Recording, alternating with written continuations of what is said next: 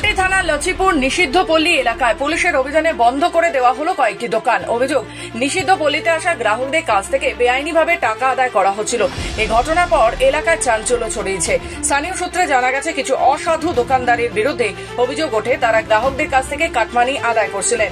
বিষয়টি জানাজানি হওয়ায় পুলিশ প্রশাসন দ্রুত পদক্ষেপ নেয়। দুর্বার মহিলা সমিতির পক্ষ থেকে জানানো হয়েছে, পুলিশ এসে অভিযুক্ত দোকানগুলি বন্ধ করে দেয় এবং এলাকায় আগতদের কাছ থেকে টাকা ছিনতাইয়ের অভিযোগ হয়েছিল কুলটি থানার নিয়ামতপুর ফাঁড়িতে। দুর্বার মহিলা সমিতির এক আধিকারিক গগনচন্দ্র পাল জানান, আমরা খবর পেয়েছি পুলিশ প্রশাসন এসে কয়েকটি দোকান বন্ধ করে দিয়েছে। এখানে যে কাস্টমারেরা আসেন তাদের কাছ থেকে কিছু কাটমানি নেওয়ার ঘটনা ঘটে। প্রশাসন খবর পেয়ে এই দোকানগুলি বন্ধ করে দিয়েছে। আমাদের দিশার মধ্যে যে ঘটনা ঘটেছে, পুলিশ প্রশাসন সবসময় দুর্বার সমিতিকে সহযোগিতা করে চলেছেন এবং আমরা পুলিশ প্রশাসনের সহযোগিতাকে ধন্যবাদ জানাই।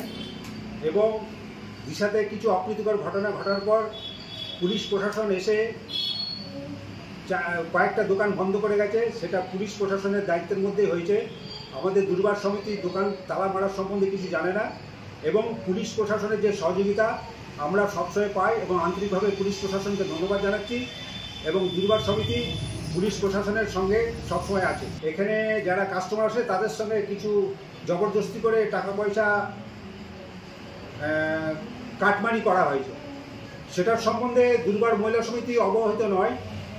যখন প্রশাসনের কাছে খবর যায়, প্রশাসনের সহযোগিতার মাধ্যমে প্রশাসন এসে দোকানগুলোকে বন্ধ করে। আসানসোল থেকে রাহুল পাসওয়ানের রিপোর্ট, খবর বাংলা।